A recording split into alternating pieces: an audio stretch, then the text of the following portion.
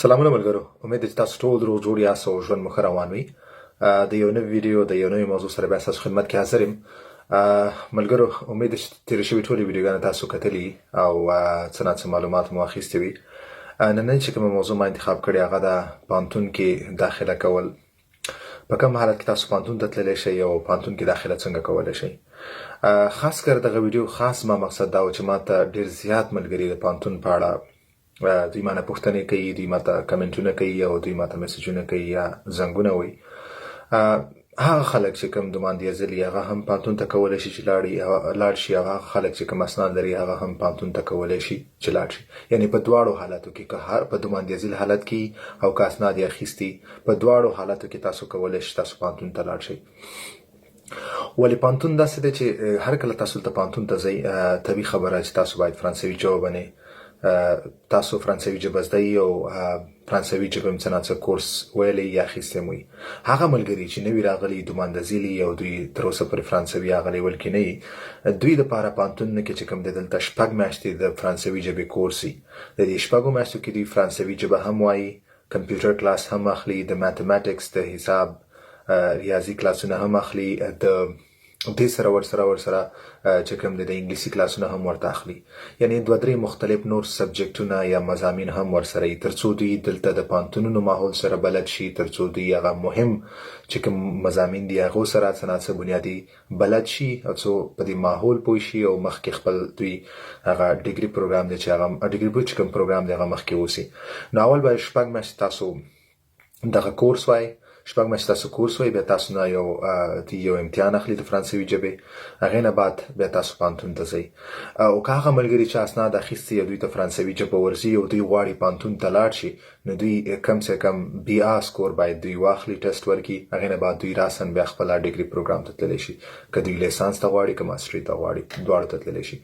بله خبره دا ده چې دلته هر کله چې تاسو پوهنتون ته ځئ، دلته پوهنتون چې کوم دی، خاص کر تاسو لیسانس یا ډیګري پروګرام ته ځئ یا لیسانس ته ځئ یا ماسټري ته ځئ، نو دلته پوهنتون چې کوم دی هغه بورسونه هم ورکوي او تاسو بورس ته هم ډمان کولی شئ چې بورس کې تاسو ته مطلب کور ځای هم درکوي چې تاسو هلته اوسیږئ، یا په اسانه اصطلاح کې تاسو له هاسټل هم درکوي چې هغه دلته نور شاګردان دلته اوسیږي، او یو ماحول یې هغه د هاسټل ماحولي تدریسي او د مطالعې ماحولي چې تاسو هلته اوسیږئ، هغه ځای مهم وي او درس هم وایي.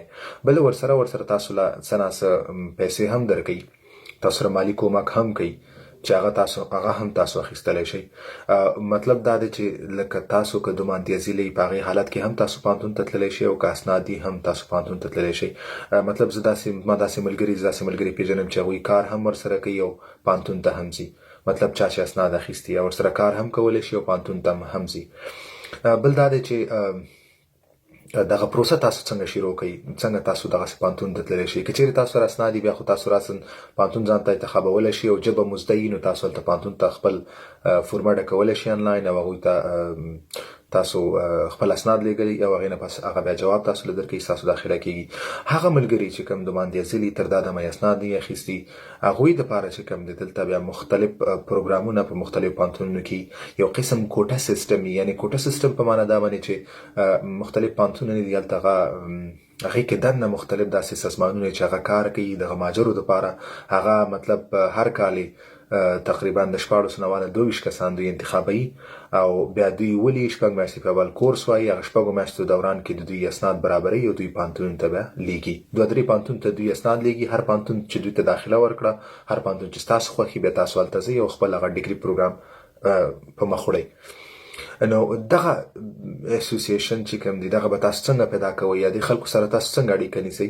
ما مخکې هم یو ویډیو جوړه کړې وه. وخت په وخت زه د خپل فیسبوک صفحې نه تاسو سره د هغوی د اړیکو شمیرې یا ایمیل یا نور څه چې کوم دي د هغوی شرایط تاسو سره شریکوم.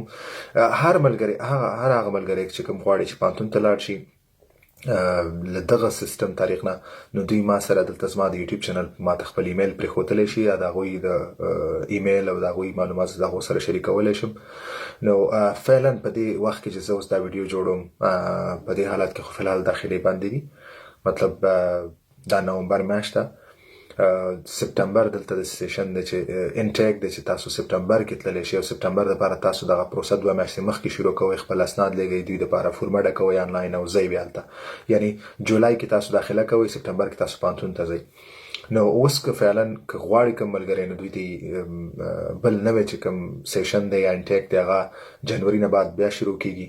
نو که تاسو غواړئ نو تاسو ماته خپل ایمیل لیږلی شئ، په هغې کې تاسو سره د دغه سازمانونو چې کوم ویبپاڼې دي هغه شریکولی شم، ایمیل یې شریکولی شم، تر څو تاسو ته خپل اسناد ولېږئ، خپل ایمیل ولېږئ چې آینده د هغو مخکې کوم راتلونکي انټیکي نو چې تاسو هغه په هغې کې واخلي او تاسو خپل درسونه مخکې اوسئ. نو ملګرو تاسو کولی شئ که تاسو د ماندیاسیل حالت کې یا تاسو اسناد اخیستي دواړو حالاتو کې تاسو کولی شئ پوهنتون ته لاړ شئ، تاسو بورس هم تاسو له درکوي او تاسو مخکې تللی شئ. بل یو ډېر مهم خبره دا چې ما نه ډېر زیات ملګري پوښتنه کوي چې دوی خپل اسناد دلته څنګه اکولانس څنګه اخیستلی شي، یعنې هغه اکولنسي سرټیفیکیټ چې ورته ویلی کېږي چې ستاسو هلته کوم درسونه ویلي دي هغه دلته د فرانسې چې کوم درسي سیسټم کې هغې سره مساوي دی او قابل قبول دی. دې دپاره یو اداره ده چې هغې ته ویلی کېږي انک ته به تاسو ځئ، تاسو به خپل اسناد ورته لیږئ او هغه اسناد چې تاسو ته ولګي تقریبا 15 نواله شلو ورځو کې هغه تاسو ته بیرته جواب درکوي. تاسو ته یو خط رالیږي، یو لیټر درته لیږي چې هغه اکولانس لیټر یي. هغه لیټر کې دا ویلی کېږي تاسو چې کوم درسونه ویلي، مثال 12 تاسو وطن کې ویله 12 پورې درس، هغه د دې ځای د 12 پورې هغه مساوي دی او تاسو کولی چې تاسو پوهنتون ته مخکې لاړ شئ. نو دا ټول کارونه تاسو ته دغه 6 میاشتې کورس دوران کې چې کوم ستاسو استادان دي، کومو خلکو سره تاسو هلته ورځئ درس وایئ، کوم خلک چې ستاسو دغه فورما او ستاسو دغه داخلي هر څه مخکې وړي، دغه خلک هر څه تاسو ته کوي، دغه ټول کومک دوی تاسو سره کوي په دې 6 میاشتو کې. نو د 6 میاشتو کې تاسو ژبه هم زده کوئ، د کمپیوټر څه پروګرامونه هم زده کوئ، څه ناڅه مهم مضامین دي هغه هم وایي زده کوئ، او بل په دې 6 میاشتو کې تاسو مکمل دلته فرانسه کې چې فرانسوي پوهنتونونو کوم ماحول د هغې سره بلدېږئ او تاسو مطلب پوهېږئ خپل چې کوم کارونه دي بیا د لیسانس یا ماسټري دپاره چې کوم داخلې تاسو کوئ، کوم تاسو هغه ډیګري پروګرامونه شروع کوئ، تاسو په هغه سیسټم سره مکمل بلدېږئ او خپل درسونه مخکې وړئ. نو ملګرو دغه ویډیو ما غوښتل چې دغه موضوع تاسو سره شریک کړم، ځکه ما ته ډېر زیات زنګونه دې په اړه راځي. نو بیا هم که داسې یو کوم خبره یا کوم ستاسو سوال تاسو ما ته زما یوټیوب چینل په کمنټ برخه کې سیکشن کې تاسو ما ته سوال لیکلی شئ او زه به انشاءالله هغې په خپل وخت کې ستاسو له جواب درکړم. بعض دفعه داسې کېږي چې بعضې ملګرو ته زه لږ ناوخته جواب ورکوم، هغو نه بښنه غواړم ځکه چې کمنټونه ډېر زیات راځي هلته په مختلفو ځایونو کې ماته کمنټونه راځي، مختلف خلک په موبایل باندې زنګونه وایي، په واتساپ زنګونه وایي. نو کله زه وخت پیدا نه کړی شم تاسو له دلته د ژوند معلومات ټولو ته شته دی چې دلته څومره مصروفیت دی زموږ او ستاسو ژوند څومره مصروفه دی. زه به کوشش کوم چې هر ملګري ته جواب ورکړم. خیر ده که یو ورځ 2 ورځې ناوخته شوه خو مطلب زه به تاسو له خامخا جواب درکوم. تاسو مطمئن اوسېږئ او زما کوشش هم دا دی چې څومره تاسو ته معلومات درکړم، ستاسو چې کوم تاسو ته مشکلات راځي تاسو ته اسانه هغه تاسو په اسانۍ سره مخکې اوسئ، تاسو ته معلومات دقیق معلومات تاسو ته در ورسوم. مننه ملګرو، تر بلې ویډیو پورې ښه وخت په مخه مو ښه.